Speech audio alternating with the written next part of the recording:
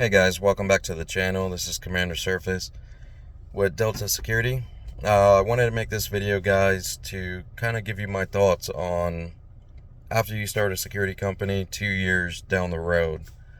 It might not be what you guys might think or believe it to be, because we all want things overnight, if that makes any sense. We all have dreams and wants and expectations, but in our industry, guys, at least in Florida, in our area, it is a struggle.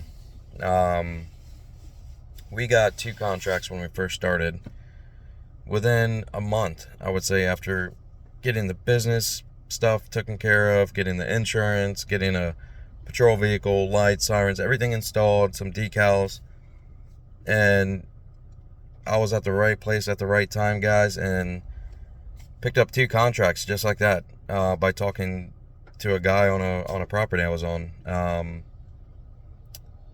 and that was that. We've had them for 2 years now. Everything's been great. We've cleaned up the neighborhood a lot. I mean, the office love like our security guys love us in general, and everything's good.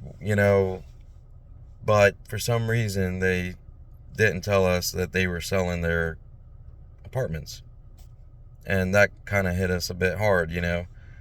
We figured they'd at least give us a heads up. They're thinking about selling, or they're going to sell.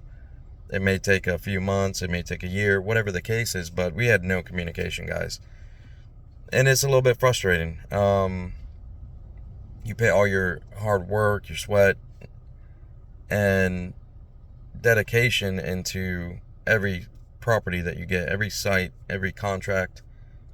You give it your all, guys, and to get a 30-day cancellation email because they're selling the apartments, it's a little bit frustrating, and nerve-wracking, especially when they're your bigger contracts that you have that's really helping your operation go where it needs to go. And that's what we're facing right now, guys. Will I say the last 2 years was a waste? No, not at all. Having a positive mindset, not giving up, not backing down, not quitting, those are the things that you're going to need when you open your new security company and you start operating, even years down the road. You can lose a big contract, guys, and then in our case, for these 2 apartments, as I mentioned, they're being sold, and the 2 apartments that we have, they're by the same owner. So now they're being sold to 2 different owners. So now we have to approach these 2 places with 2 new owners, 2 new office managers, find out their company's information, find out who owns them, and resell everything that you've already sold on contracts that you've been working for 2 years, just to try to keep it. And it could go 3 different ways, guys. I mean, it could go where you sell these contracts to them back and they want you to actually be there more hours, or you actually negotiate where you're making a little bit more money. And that's a real positive way of thinking about it and a good outcome. Second option is, they just flat out say, hey, we don't want security, we'll figure it out down the line. If we need you, we'll call you. And then the third option is that you get the contract for one and not the other, which puts a dent in your financial hardship when it comes to supporting an officer, letting go of an officer, which in this case is not going to happen if we get our main apartment, our bigger apartment complex. We'll be able to keep our employees, which, God willing, is the case, because the 2 guys that we have working there are amazing. The best employees you can honestly have. And, we treat them like family, so we definitely want them around. We don't want to see them go.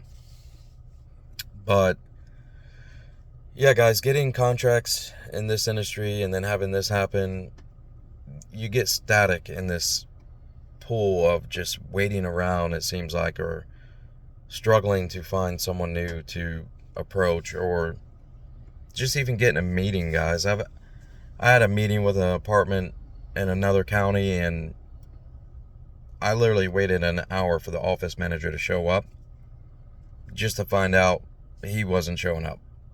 And then rescheduled that appointment and got 2 more cancellations, and then never got a call back. And they don't even have security currently, and it's been almost a year later. So it's very frustrating, like I said, guys, when you have stuff like this, waste of time kind of situations, and then it doesn't get you anywhere. But all in all, guys, it's worth it. It's been a blessing. Security is a passion of mine. It's not just a business or a job.